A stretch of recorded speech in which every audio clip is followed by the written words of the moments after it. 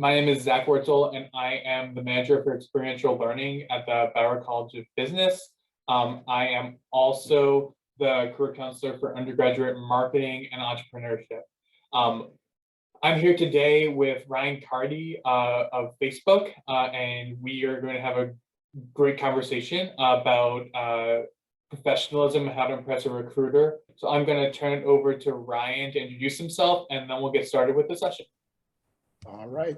Thank you for having me today. Hi, everyone. Good afternoon. My name is Ryan Carty, and I am currently an emerging talent recruiter at Facebook. So what that means for us is I recruit students for internships as well as early in career candidates. So those who have less than 2 years of experience for our full-time roles, specifically on the business side. So from my understanding, most of you are business majors. And so definitely looking for jobs that are at Facebook, and I recruit for our finance organization, global operations, sales and account management, which we call Global Business Group Scaled, as well as partnerships. So I'm not recruiting on the technical side, like more of our software engineering roles, but definitely on the business side, and happy to take any questions related to business roles. Awesome. Thank you, Ryan, for joining us today. I think hopefully we get some really good information about recruiting from Facebook. To start off, can you talk to me a little bit about a lot of recruiting has moved primarily virtual. How can you look to maintain professionalism in kind of a virtual environment? Good questions. I think you all, especially being in school during the pandemic, you all have been able to acclimate to a virtual environment better than any other generation. So you're already a step ahead, believe it or not. So I would definitely say continue to practice your stage presence via video. So if you are practicing on Zoom or Blue Jeans or any other virtual platform, really make sure that you're looking at yourself in the camera, make sure that you're looking at the camera and maintaining eye contact, record yourself during mock interviews just to really see if you're confident. During your interviews, you want to make sure that your voice is projecting properly, really just making sure that you have a strong stage presence via video, because that is how we're communicating in meetings now. That's how we're communicating in career fairs, interviews, job fairs, anything. And so you really want to make sure that you are presenting the best version of you in a virtual setting. And typically that takes practice through virtual platforms. I'll follow up to that. Does Facebook do any kind of video interviewing? What does that look like on your end? So yes, we do for our final round interviews. They're typically done through our Blue Jeans video platform. And so similar to Zoom and the other video platform, it's going to be a video of you speaking as well as the interviewer speaking to you. So you'll get to see them, they'll get to see you. And it's typically in our final round interviews for our business roles, will require you to be on video with several different either account managers or managers, depending on the role that you're applying for. So you could have multiple video interviews. So you really want to make sure that you're comfortable in a virtual setting. Can you tell me a little bit what the kind of first round interviews would look like, or some of the earlier interviews as well? Yes, good question. So typically for our phone screens, those are done just by phone, not by video. So we do like to have a 30-minute phone screen or maybe 30 or 45-minute, really just depends on the role that you're interviewing for. But typically those pre-screen questions, we really want to understand your goals for your career. We want to understand if you're a good fit for the role that you're interviewing for. So we might ask a few basic questions, sometimes situational questions, sometimes behavioral questions.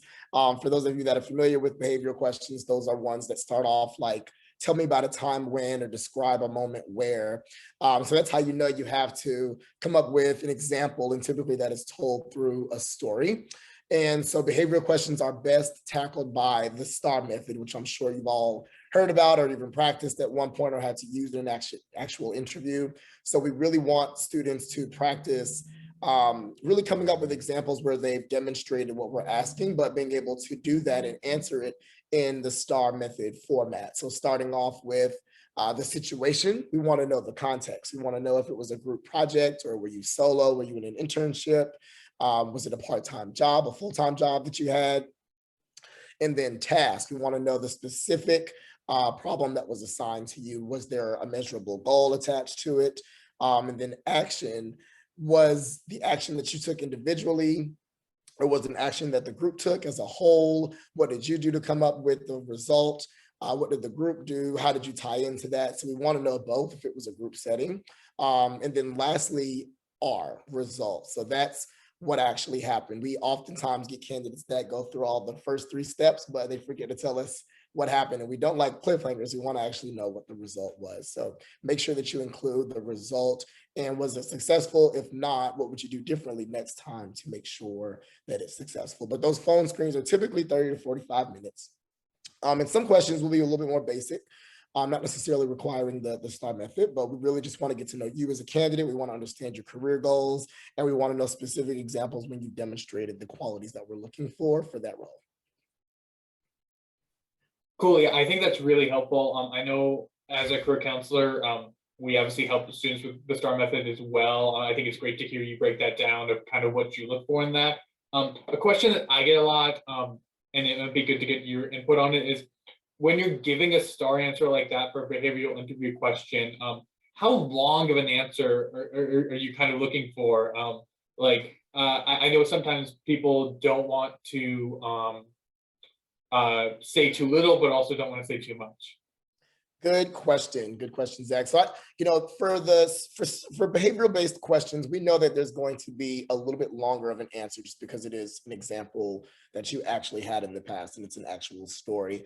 But remember, the STAR method, the purpose of it is to help structure your answer and also to make it a little bit more concise so that you're giving us all the information that we need. You're giving us the details we need, but you're giving it in a concise manner. And so I would say that really depending on the question, anywhere between maybe 2 to 3 minutes, maybe even 4 minutes, just depending on the amount of detail that's required to answer the question. But again, the STAR method is to keep you from going off on a tangent. So if you notice that you're giving maybe too many details or you're starting to get off topic, that's when you need to bring yourself back to that STAR structure so that you're giving us, again, the information that we need, but you're doing it in a concise way. Cool, thank you. I think that's super helpful. I just a question come from a student to ask about. So we talked a little bit about kind of virtual recruiting, virtual networking. They asked, how do you think they can effectively perform cold recruiting? So sometimes you may not know someone at a company, but you want to reach out to them via LinkedIn and ask them a question. How would you recommend maybe getting a recruiter's attention through that fashion? Gotcha. So through cold messages or cold reach outs. Yeah. I get these a lot. I get cold reach outs a lot, quite often on LinkedIn, and sometimes even by email if a candidate manages to find my email. But I think the best way to handle a cold reach out is to introduce yourself. You want to do it, I think LinkedIn is a very effective way to do that because it's a professional platform. So we expect to receive those types of messages from candidates. But I always tell students, if you can provide any context, or if we've already met at one point, maybe explaining the common place that we met, whether it's a virtual career fair or was it just out shopping or something, just kind of remind us where we met you. But if you never met us before, if it's a cold reach out, I always say start off by introducing us with your name, whatever your name is that you go by, and then explaining a little bit more about your background briefly. So maybe I've had internships in finance, business, and operations in the past, or I've held part-time jobs in sales, and I'm really interested in this specific job at Facebook. It always helps if you list maybe a link to the job that you've applied for, the one that you're interested in. That way we can go into the requisition and we can see which recruiter is specifically tied to that role so that we can best help you. So if you've already applied for the role, I would definitely recommend including the link in your message and then giving us just a few sentences of why you think you're the best fit. And then maybe also including what your career goals are, just to make sure it aligns with that role, and also sharing your resume. That helps a lot through LinkedIn when you've included an attachment of your resume. That way we don't have to go and dig for it and fish for it. So I always tell candidates, make the job of the recruiter as easy as possible. So again, attaching that link to the job that you've applied for, the one that you're interested in, and then attaching your resume goes a long way to make our jobs a lot easier so that we can either help you directly or connect you to a recruiter who can help you directly. Cool, thanks. So I think there's a couple of pieces there that I wanted to see where there could be a connection. So you mentioned the job specifically, you mentioned the job description. Can you talk about tailoring your resume to make sure it meets that? Absolutely. And I'm glad that you mentioned tailoring your resume. So job descriptions, I always tell students and early in career candidates, job descriptions are your cheat sheet. That is an opportunity for you to research exactly what we're looking for that role. So we'll have a list of qualifications, we'll have duties up there, we'll have minimum requirements. That is giving you a window into what we're looking for. And so a helpful task or a helpful, I guess, tactic that I used when I was in college was I would always align the job description on the left and then my resume on the right, and I would circle common words between both. That way I knew, okay, am I a good fit for it? Do I have the skills they're looking for? Do I have the experience that they're looking for? And if not, how do I present my resume as transferably as possible, where I'm relating old experiences to what they're actually looking for. So if you feel like you don't have the direct experience we're looking for, try to pull out those transferable skills. Those are skills that can be transferred from old internships or old classroom projects to what we're looking for. You want to make sure that it aligns as much as possible with that job description. So specific keywords, whether it's technical skills or soft skills or experiences, we want to see that on your resume. Recruiters, we only have, a few seconds, sometimes maybe a whole minute to look at resumes, but our eyes tend to flock towards keywords and skills that we know that we're looking for. So the more that those skills are listed on your resume, the more likely you are to be noticed in a job search. Cool. So you mentioned transferable skills. What are some ways that you think students can best talk about those or describe those? Especially maybe a student that doesn't have a lot of internship experience or direct work experience. How can they best talk about the work that they do? Good question. Yeah, no problem. I think, so really going back to, again, those job descriptions and internship descriptions, and then first figuring out what you're interested in. That way you know how to craft your message, right? So if you're interested in sales, that's going to be a very different conversation from finance, which is a little bit more technical and could be different from global operations. And so you really just want to figure out what are your interests and what is that goal so that you can craft your message. And so just like Zach said, maybe you don't have the work experience or don't have the internship experience. There are transferable skills that can be gained in many other areas, such as your class projects. So for those of you that have very hands-on projects, or maybe you're actually working with real-world clients in your projects, those are transferable skills that you can bring out and communicate on your resume and in the interview process. Also, if you're in leadership roles, let's say you are in a club or fraternity or sorority or organization where you're gaining skills that can be transferable to a full-time job or an internship, such as, let's say you're the treasurer of the Houston Business Student Association, I don't know, and you are gaining skills with Excel and you're learning how to manage budgets and you're leading a team of committee members on the finance or treasury board. Those are direct skills that we're looking for, believe it or not, in our internships and our full-time jobs. And so even though you're not gaining them in an internship, you still have those skills. And we're not expecting you to be an expert, right? Remember, you're still in school, you're still in college. So we're not expecting you to be a total expert, but if you are gaining those transferable skills in those committee head positions or chair positions or treasurer positions or secretary, you're learning how to lead meetings, those are definitely skills that we're looking for and we expect to see on your resume. I know some will downplay their student organization and leadership experiences, but we do want to see that in tandem with those internships. Cool, thank you. I think that's super helpful. So a question I just got sent is, what are some small mistakes that candidates make during the interview process that they might not be realizing? not like the obvious red flags, but what are some small things that candidates do that might prevent them from being selected? Wow, that's a good. There's a few things I can think of. I think there's a balance of being too verbose, but also not giving us enough detail when you are describing your experiences. So for example, with the behavioral questions and STAR method, we want students to not only communicate that you are a good fit for the role or you meet the minimum requirements for the role, we want to know that you are the best fit for the role. So remember, when you're going into these interviews, you're not just trying to communicate that you're okay for the job or that you just meet the qualifications. Remember, you're going to war. these are other, there's like hundreds of other candidates or dozens of other candidates that are just as qualified as you, but you have to present yourself as the best candidate to get through to the final round or to get the internship or that full-time job.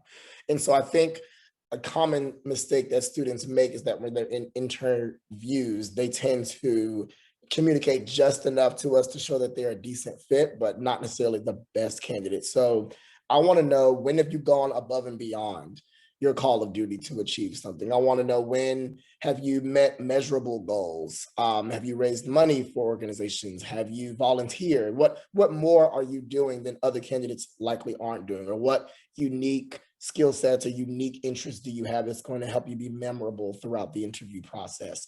So just remember that you're not just trying to show that you're a decent fit for the role, you're trying to show that you're the best fit for the role. And I think those are candidates that go above and beyond to practice that STAR method and give us as many examples as possible where they've demonstrated their skill sets. So for example, if I asked a candidate, when have you overcome a challenge, and they give me maybe a general answer, I overcame a challenge when I had to solve a problem in an internship, and I ended up solving the problem with a group of teammates, and we ended up getting an A in the class, right? So that's, you're showing me that you succeeded, but you're not giving me enough detail. Whereas someone who gives me detail and is able to walk me through the full STAR method, those are ones that are going to be more memorable in the process and show me like measurable goals. And did you attack those measurable goals?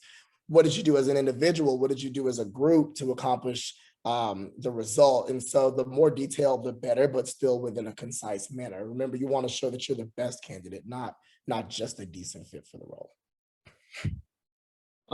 I think that that's super helpful, and I think it's a good distinction for students to know and to think about when they're going through that interview process. A couple of good student questions come in, so I'm going to hit on a couple of these.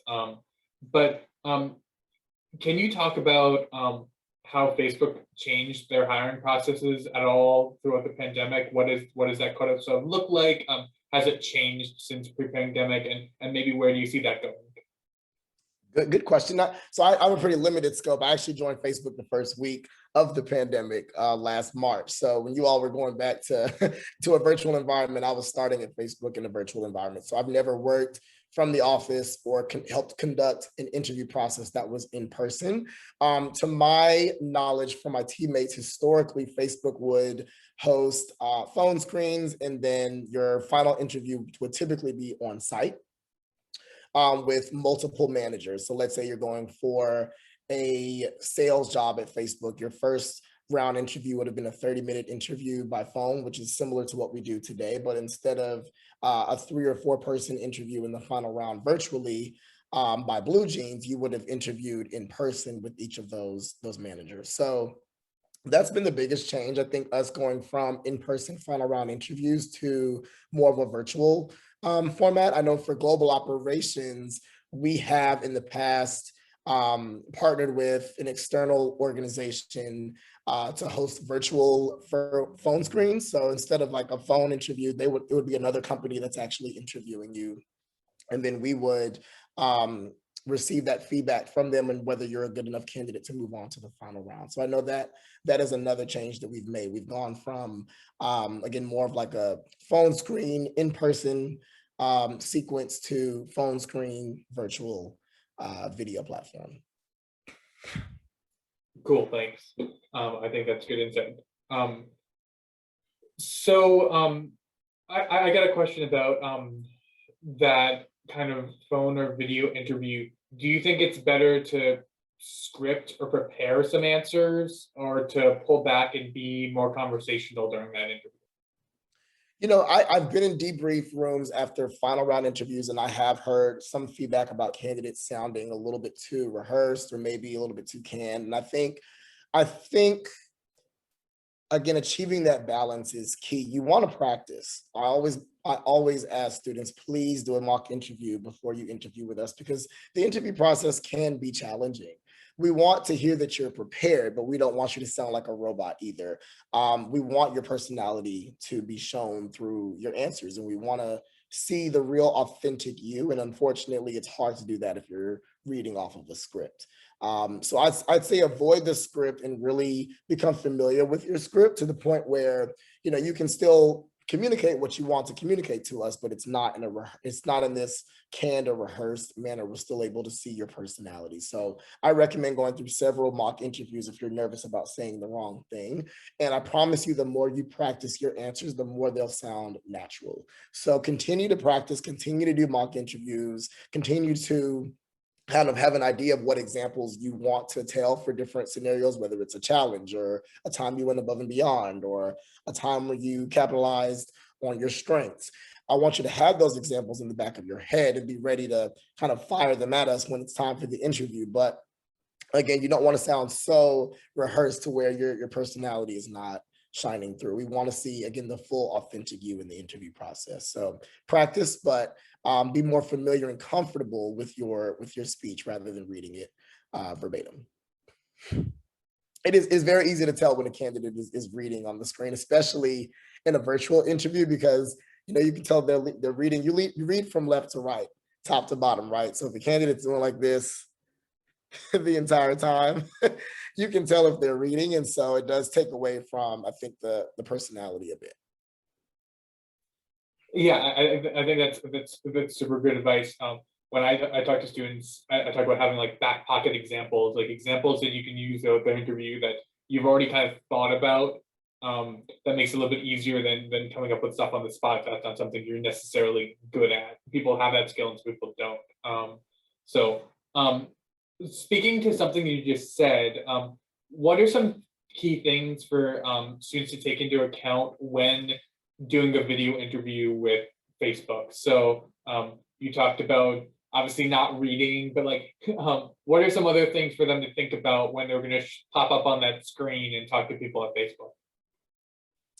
Ooh, some other things to think about. Let me think about that.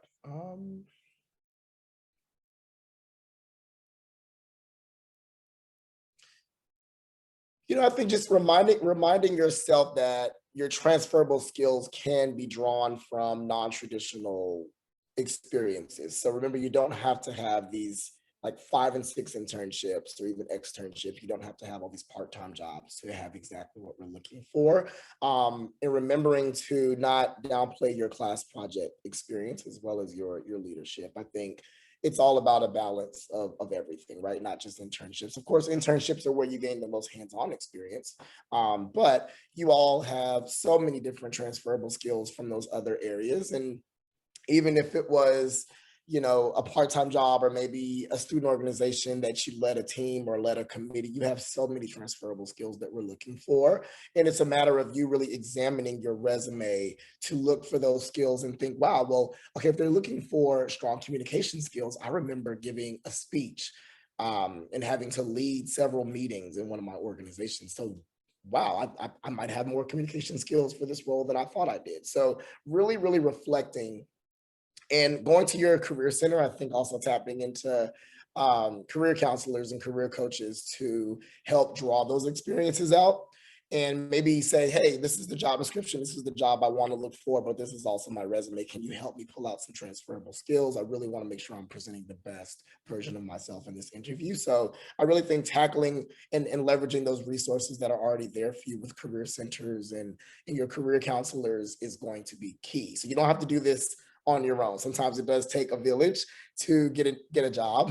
I know when I was in college, I would practice several times in front of friends. I would go to my career counselor, even faculty that we had that were very familiar with my work in the classroom. And so sometimes it takes a village to get a job, and you've got to leverage as many resources as possible to make sure that you're presenting the best version of yourself in the interview process. So don't forget to reach out and ask for help.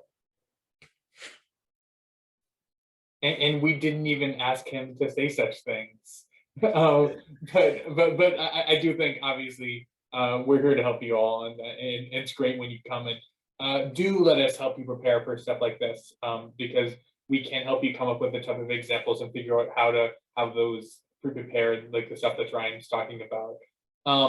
It's hard to talk about yourself. And I'm a former Career Center employee myself. I worked at the University of Georgia Career Center for a couple of years, as well as the journalism school and career services. And I promise you, the candidates and students that were most prepared for interviews and most prepared for internships were the ones that constantly leveraged our resources and came out to career fairs and did mock interviews and resume critiques. Those were the students that were getting the internships and the jobs. And so I really do encourage you to take, again, full advantage of the resources that are there for you. They really are super helpful. You can tell the students that have taken advantage of them and those who unfortunately have not. Yeah, I think that's super great advice. And even as a graduate of the University of Florida, we still can continue this session and talk. Go Dogs. Go Gators. I had a student ask a really good question about, we always talk about, obviously, the companies you're interviewing you, but you're interviewing them just as much. What are some of your best practices or best questions that you would recommend students ask to get a good sense of the company that they're talking to? Yes, Zach, and I'm glad you mentioned that. Yes, you are interviewing us just like we're interviewing you. And so that, to an earlier question that Zach asked, I think that was another thing that sometimes candidates miss out on, the opportunity to ask questions at the end of our interviews. So we want you to demonstrate that you're interested. We want you to demonstrate that you truly want to know more about the role that you're interviewing for. And so at the end of our interviews, we typically ask candidates, do you have any questions for us? And so I always encourage candidates to ask questions that you can't find the answers to on our website, right? So you don't want to ask, well, what's your mission? What are your values? That's public information for everyone to find online. You want to demonstrate that you've done the research and then ask a follow-up question. I think those are the most insightful questions to ask. So for example, you can say, wow, I saw that Facebook is currently allowing employees to return to the office. What safety measures have you all taken to make sure that it's a safe environment for employees to work in? So that shows that you've done some research, but you're also asking a specific follow-up question to make sure that we are, making sure that we are taking the necessary precautions to allow for safety to return to the office. And so I think if you can demonstrate that you've done some research and then ask a follow-up question, those are always the best questions to ask. But also, maybe questions that will help you, again, really figure out if it's a good fit for you or not. So maybe within 30, 60, 90 days, what are my expectations in this role? What am I expected to know? What am I expected to accomplish after 90 days? That's not necessarily posted online. So remember, when you're asking questions, it's not just to check off a box. Like, oh, I asked a few questions. Okay, hopefully they thought I was impressive. You really want to ask intentional questions that are going to help you figure out if it's a good fit for you or not. And so maybe asking, what are the most common challenges that people face in this role? That way you can really prepare yourself and say, I wonder if this is realistic for me after 30, 60, 90 days to be able to accomplish, or are these challenges that I've overcome in the past? And so therefore that can be more transferable skills that I can bring to this role. You really want to ask intentional, insightful questions. And those are typically the candidates who've done their research. Yeah, and I think that's good advice. I also think it's important there, just a career counselor, ask questions about things that are important to you. So if you have important things that are important to you in the process, make sure that you can ask questions there to make sure that company will meet the non-negotiables that you have. The hope obviously is they go through that process and they get the job and everything is great. But I got a question about if they didn't get the job, what's the correct way, what's the appropriate way to ask for feedback if they don't get selected? So at Facebook, and unfortunately, we're not permitted to share interview feedback with candidates. And they always want to know after the first round or second round, what can they do better and what feedback do they have? And unfortunately, we're not able to give direct feedback from the interview process. But I think, maybe at the end of the interview process, you could always ask, is there any additional information that I did not share today that you need from me to see if I'm a good candidate or not, or see if I'm a qualified candidate for this role or not? And that way we can provide you possibly feedback in the moment. And it's fresh in our minds since you just finished your interview. I think those are probably the best ways to ask for feedback. I think with other companies that are permitted to share feedback, feel free to, in your follow-up email, ask, do you have any additional feedback for me? I want to make sure that I'm presenting myself as best as possible for the next time that I interview or the next time that I apply for a job at your company. But I knew that specifically at Facebook, we are not unfortunately allowed to share formal feedback with candidates on your interview. Cool. That's really good information for students to know. So I had a question come in about what would you say sometimes are biggest pet peeves from potential candidates that students should look to avoid? Biggest pet peeves for students? For potential candidates that students might want to look to avoid. Oh, okay. So, well, trying to think of some of my personal pet peeves.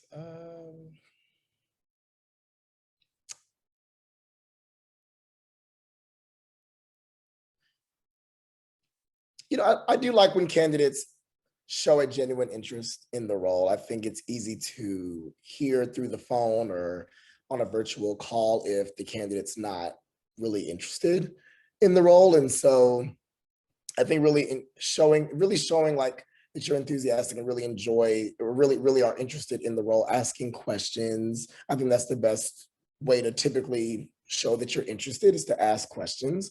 And so when we get to the end of the interview and candidates have no questions and they don't follow up with a thank you, that to me demonstrates that you're not quite as interested as someone who will go the extra mile to ask questions and dig a little bit more and follow up with a thank you. And I would definitely say those are my small pet peeves. So questions, asking questions and then following up with a thank you note. You'll be surprised how many candidates do not follow up with a thank you note. I would say less, honestly, probably 50% or less of the candidates that I phone screen do not follow up with a thank you note. And so I think, again, those are candidates that we tend to remember a little bit better and will shine through the process. I'm super happy that you said that. Following up is just so important. Can you give a little bit of insight on what a good follow-up email or thank you email should look like? Because I think sometimes students think that they have to write a novel or write something really, really impressive. Can you what do you look for in a thank you note or thank you email? Good question. I think it could be a few components. So of course, including a salutation. So dear Ryan or hello Ryan. First off, saying thank you. Just, I would say the first sentence, thank you so much for your time, whether it was at the career fair today or in the interview or during the seminar. And then maybe refresh my memory a little bit on what you took from that conversation. So maybe we discussed something about a project I was working on, or maybe we discussed specifically how to improve your resume or improve your interview skills, kind of refresh my memory as far as what we connected on and what we discussed. And then reiterate in just a sentence or two why you believe you're the best fit for the role. So I really enjoyed discussing my qualifications in regards to my experience with Excel and finance and presentation skills, whatever it is that you discussed in the interview process, just to remind us why you're the best fit. And then simply closing out and leaving your contact information. So that's key if we want to follow up by phone or by LinkedIn or by email, just making sure that you're leaving the best contact information for us. And then again, reiterating your interest in the role. I think those are just a few key components in a effective thank you note. So again, you don't have to write a full novel. I think maybe 5 to 6 sentences is totally fine. But again, reiterating your interest, reminding us of where we met or where we spoke, because we speak to hundreds of candidates all the time, at whether it's events or interviews, things like that. And then explaining just a quick overview of why, what specific experiences or skills that you can bring to the table. Yeah, And, I think and that's contact information as well, your contact information at the bottom. So, and if you have an email signature, I think that's probably the easiest way to do that, just making sure that you're including like your LinkedIn and your email and your phone number and your email signature. yeah, I think that's perfect, and it shows like it's such an easy thing to do, and you said it, I don't know, 3 times how important it is to you in a 1-minute answer. So I mean, it's just such an important thing for students to know and do. So you've heard it from me, but you've also heard it from him. So I'd say definitely make sure to do that. So a question I had that came in was during interviews, you want to try to talk about unique experiences and maybe not seem like cliche interview answers. But what if some of your experiences you have are sort of cliche answers? What advice do you have to maybe portray your experiences in a unique way or to stand out? Good question. I think maybe if there was a unique skill set that you acquired from one of those skills, or maybe something humorous happened in the story that'll help us remember the story a little bit more. Maybe there were either like tangible skills that you picked up when you were going through that experience, or maybe the after effect of your impact on that role. I think candidates who are able to discuss impact, meaning like how was that organization or how was that project different as a result of your work with them? And so I think if you can attach like a measurable goal to something, those are candidates that stand out as well. So maybe when you're discussing the task, instead of saying I had to increase sales, say my task was to increase sales by 25% in the next quarter, or in the previous quarter at my job. And so you can say, after implementing a new sales strategy and after changing my approach working with customers, I was actually able to increase sales by 50%, which was 25% above my initial goal. And so I think attaching a number or some sort of measurable impact to your answers, those are candidates that also stand out, because we love metrics at Facebook. We love measurable impact. Typically, we tie numbers to everything that we do. We love data. And so when you're interviewing for a job, it does demonstrate that you also love data and that it's important to you to demonstrate measurable impact. So I would highly recommend finding some way of demonstrating the impact measurably that you made on your projects and your internships and in your classes. That's super good to hear. I mean, I know I tell students all the time, make sure you get numbers in your resume to show the impact that you're having or show the capacity work that you're doing. So it's great to hear that from you and from, as you say, Facebook kind of as a whole, as a company, that's an important factor. So I think that's good for students to definitely hear about that. List numbers wherever possible, even if you were fundraising for a project or fundraising for philanthropy, or maybe you were managing a budget. Instead of saying I managed a budget, say I managed a budget of $1,000 for the spring semester. Just being as specific as possible, but definitely including numbers wherever you can on the resume as well as your interview. Yeah, and this is a personal follow-up that I think it'd be interesting, because I always have these conversations with students too. What about if students like, well, I'm not 100% sure what that number will be. Are you okay if it's kind of a ballpark thing, as long as it's not underselling them, but not totally overselling it as well? Yeah, ballparks are totally fine. And we understand that when you're going through school or your projects or the internships, you're not always able to track everything. But yes, I think giving a ballpark is better than nothing. I think just giving us a general idea of what impact you made, I think that's fine if you can't tie a specific number to it. Cool, thank you. So I got a couple of questions coming in about specific kind of Facebook hiring things. Can you talk a little bit about the prospects of international students being hired at Facebook for either internships or full-time positions? Yeah, so we encourage all students to apply for our internships and jobs at Facebook. So whether you're international or you're from the US, you're a US citizen, you have experience in that role or not, making sure that first you meet the minimum qualifications. You always want to make sure that you meet the minimum requirements for a job. And we do include that on every job description. So regardless of your citizenship or your immigration status or international status, you always want to make sure that you meet the minimum requirements because we're very strict on that and we can't move beyond the application screen without knowing that you meet those minimum requirements.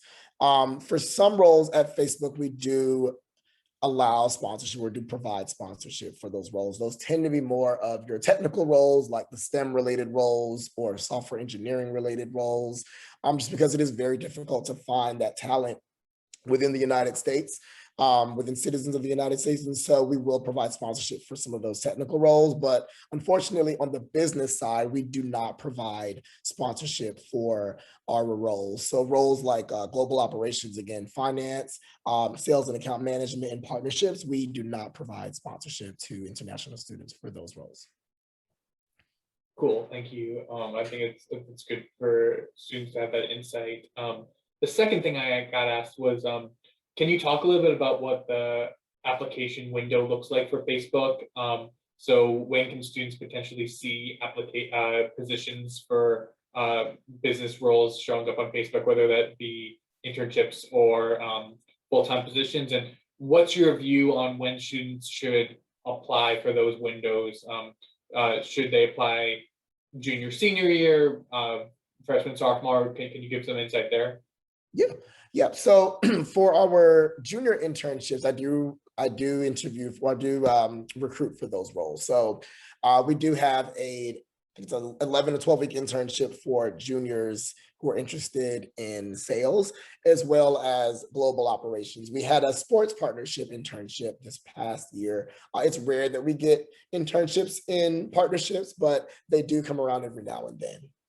I also hire 2 finance interns every year as well. Excuse me. And so you can expect those roles to be posted, I would say, as early as November.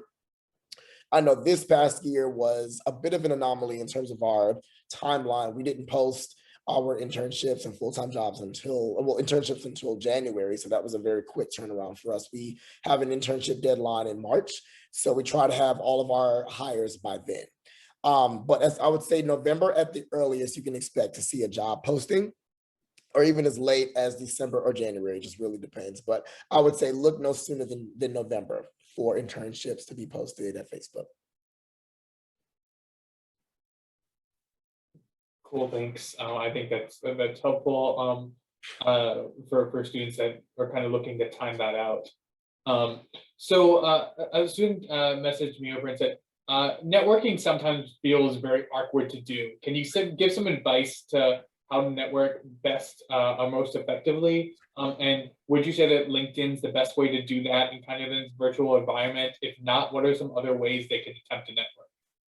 Yeah, so it really depends on the platform. I think via LinkedIn, to our point earlier about cold reach outs, I think those are probably the most effective ways to reach recruiters. If you find our email, go ahead and email us. We're more likely to check an email sometimes than a LinkedIn message. And so I think remembering to introduce yourself and then including why you think you're the best fit for a specific role. Again, always attaching the specific job and your resume, the job that you're interested in, the job that you applied for. That way it makes our job easy to help you directly, or again, find a recruiter who can help you directly. So I think those key components are always important when you're networking. If you're in a virtual environment or even in person, I think it's helpful to have that 30-second elevator pitch. So again, if you only had 30 seconds or even a minute to talk to somebody about your job or job qualifications or who you are, what's your major, you want to list those key components. So I want to know your name. Sometimes people forget their name, but you want to make sure that you include your name, your major, maybe the school that you're attending or university you're attending, some key experiences, not everything on your resume, but maybe one or two past internships or student organizations that you're a part of where you've gained the transferable skills that we're possibly looking for. But then lastly, what are your goals? Are you looking for an internship? Are you just looking to add to your list of connections? Are you looking for a full-time job? Is it a friend that you're looking to help? But just, you always want to know your specific goal in talking to someone, because maybe they can help you, maybe they can't, but you definitely want to explain your goals specifically for that conversation. Or you're just looking to maybe go over more details later. So maybe you just want to get their phone number or their email so that you can follow up for a more in-depth, maybe 30-minute conversation or an hour conversation if they have the time. Great. Make sure that you maximize those few seconds that you have with someone. So you feel like you can't communicate everything. Try to get that person's contact information, business card, LinkedIn, that way you can follow up. But I would definitely say an elevator pitch is important to have. Again, you don't want to sound canned, though. You don't want to sound overly rehearsed. And then also remember that it's a conversation, right? So I don't want to just hear you introduce yourself and then it's, 3 minutes of just you talking. I want it to be, a dialogue. I want you to ask me questions. I want you to maybe ask what my name is and what do I do. So just make sure that you keep it as much of a dialogue as possible rather than just you speaking to someone or speaking at someone. Perfect. Yeah, I think that's super helpful and good for students to hear. Can you talk a little bit about what, as a recruiter, what's your expectations during the offer and the post acceptance offer process? So, like, what do you want that to look like from both obviously the recruiter side, but also the student side? Is there anything there that that students you should not do or definitely should do? Good question. So once you get to the offer stage at Facebook, we do typically give you either a few days or maybe even a week or so to make your decision. We know that it's a very important decision for you to make for yourself in terms of your internship or your full-time job that you're going for with us. So we know that it takes time, sometimes family input, and really, some reflection over the next 48 hours or so. So we do try to afford students that time to make a tough decision. But once you make that decision, that for us is final. And so I say final because typically after a student accepts an internship with us, because a lot of our internships are programs, meaning that there's more than one student that's joining that internship with you. And so we like to make sure that all the students are on the same page, and we want to make sure that our onboarding process is seamless for you so that your orientation to Facebook is a positive one and a rich one. And the best way for us to do that is to, once you sign on with us and say, I accept, then we start preparing, we start assigning you an intern manager. We start building and crafting your orientation process and your materials and your training materials. And so that takes a lot of work and preparation. And we also have a deadline in March in order to make sure that that experience is positive for you, because it takes a few months to prepare someone for a summer internship with us. So we ask that once you do make that final decision with us, just know that for us, that is final. We start preparing you for that summer internship immediately after that. Unfortunately, we have had students in the past that will back out after they've accepted with us. And for us, it's very disappointing, because remember, the closer you are to the summer internship, the harder it is for us to prepare you for the full summer. And so if we unfortunately lose an intern for the summer, that means that could have been a spot for another student who was really interested. And also an intern manager loses out on the opportunity to mentor and lead an intern. And so it kind of messes up the whole process for us in terms of making sure that all the interns are on the same page and making sure that it's a positive experience for everyone. So I just ask that once you make that decision, you've done all the research you possibly need to do to make sure that it's a good fit for you, make sure that we're a good fit for you, making sure that you're a good fit for us, and making a confident decision, because after that, we do expect for you to join the internship once you accept. So again, just making sure that you've done all the research and you're as confident as possible before you make that final decision, because it can be an inconvenience for everyone if you were to back out. And I also tell students too, I never tell students what to do. Obviously we want interns who want to be here. We want full-time employees who want to be at Facebook. So if you feel like it's not a good fit, I know it's going to be a tough decision for you. But we just, again, ask that you do all that research prior to accepting with us. And if you're waiting to hear back from maybe another job or another company and you really want to weigh both offers evenly, be as transparent with us as possible. We do ask pre-screen questions before you even interview with us to let us know if there's any competing deadlines or other offers that are out there. We're not just trying to be nosy, but we really want to have an idea of when you're going to receive this other offer, so that if we're going to give you an offer, it's around the same time so that you can make an informed decision for yourself. We try to make that as easy of as a process for you as possible. And we also, if it's not going to align well, we also want to be as transparent as possible in the beginning of the process too, so that you'll know, hey, if you do get to the offer stage, and unfortunately it won't be until maybe a couple of weeks after your other offer, that way you can let us know if it's a good fit for you. So again, since we're so transparent with our candidates, we expect you to be as transparent with us as possible in return. So please, if you're going to get to that final decision, just make sure that you are confident you've done the research that you need to make sure that it's the right decision for you. And if you do get to a point where, you've already accepted and you really want to take another job, I always ask candidates, again, I never tell them what to do, but I always ask candidates that when you withdraw from a process, we do have to record those notes in our systems, right? We do have to let future recruiters know that this was a decision that they made, unfortunately, to withdraw from the process. So can you see yourself being okay with potentially burning a bridge with that company, right? So like, let's say you withdrew from the process and you already accepted, and now, that kind of messed up our whole summer internship process. Are you okay with the decision that you made in terms of potentially burning a bridge with that company?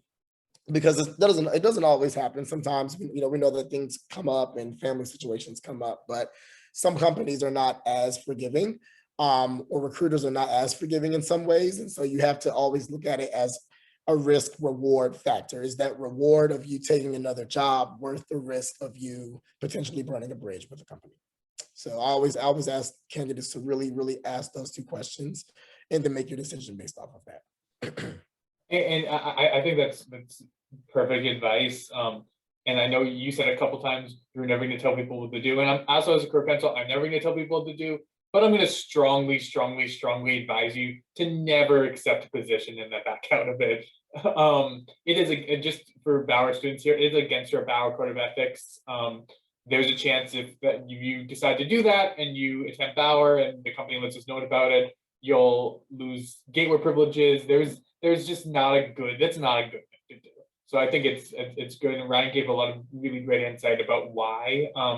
And also it's a small world. So you might not just be burning a bridge at that company, but when you apply someplace else and someone asks, hey, do you know this person? You might be burning a bridge someplace else as well. So I think that's super good advice. We're getting super close to the end of our hour. Can I go rapid fire on a couple of questions that might just be closer to yes or no answers, but just a little bit of insight that I got from students? Yep, that's fine. So as soon as does Facebook have technical screenings for any of their business internships? So do you all do technical interviews for any of your business internships? For finance specifically, I know that we're looking for specific technical skills. And so we might have a case study for that phone screen process to make sure that you really understand certain technical skills that you need to be successful in the role. So specifically for our finance track, we do have a technical screen. That's the first round typically. So we'll know if you're a good fit for that role, at least if you have the technical skills we're looking for in that first case study, the first round interview. Cool, thanks. So a student asked if they apply for a position with Facebook through either LinkedIn or Indeed or ZipRecruiter, is that a different application review? So is there a different timeline for that or priority to that for than those who submit their application directly to the company site? So not everyone goes through this at Facebook. Everyone has to, for a specific role, go through the same application and interview process. So no, your process would not be any different. I do believe though, through those websites, they're still going to redirect you back to our main website. So either way, the applications are all going to the same website, which is through our Facebook careers website. But no, after you apply and we get your application, all candidates go through the exact same uniform process. Perfect, thank you. So I think this is a good question to ask as one of our last ones is, how did you say a student can show their personality through an interview, especially with maybe the added barrier of it being a virtual interview? Show your personality. I think in your personal experiences, that's the best way to do it, right? So if you're explaining specific skills or specific examples of when you've demonstrated the skills that we're looking for, I think that is your time to add a little bit of personality in your answers. So it's okay to be like a little humorous or smile or let us know, maybe a challenge that you overcame or just any example that is as specific as possible that's going to help us remember you and help you become a unique candidate in that process.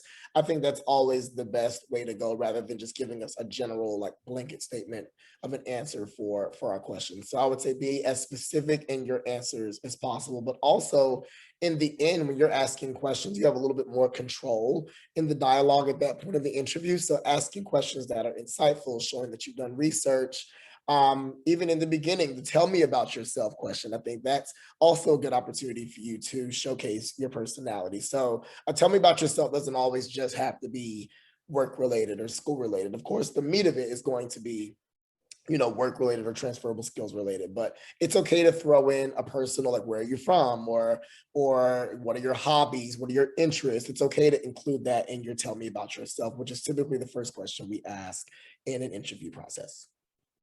Yeah, I think that's good advice. I do want to give a preface, which I'm sure you would agree with too, is if you're gonna try to be humorous or tell a joke or have some personality, make sure it's appropriate and it's an appropriate setting and it's the appropriate time to do it. I've definitely been in interviews where people haven't maybe done that. So I would say I think it's good because I think it does show your personality, but definitely make sure it's the right time and place for something like that. Yeah, maybe even running the joke by someone else. And it doesn't have to be like this, like canned joke or anything like that. But again, we want to see your personality, but still making sure that you're being professional, because after all, it is an interview, not a casual conversation with a friend. Yeah, and I think that's a good kind of balance to have. So Ryan, thank you so much for being with us. I've been closing all of these sessions with the same question. If you could give one piece of advice to students that are kind of job searching, internship searching right now, what would that be? And we can end with that. So again, to my point earlier, I cannot press to you more to remember that you are qualified and you have a lot of transferable skills, whether they're through class projects or internships or jobs or your student leadership organizations. Try to come up with, again, as many specific examples from those experiences as possible. And remember, there are dozens or even hundreds of other candidates who have similar experiences to you. So remember, you don't want to show us that you are just qualified for the role. You want to show that you're the best candidate for the role. And so practicing those mock interviews and really practicing and rehearsing, talking about yourself and your skills, I cannot encourage you more to do that. It's so imperative, again, that you show that you're the best candidate, not just the decent candidate or the qualified candidate. So going above and beyond sometimes does help in the interview process to help you shine and be memorable. Again, thank you all so much for being here today. And Ryan, thank you so much for the great information. I think it was really, really helpful for our students. No problem. And thank you for having me. Hopefully it was helpful. Thank you.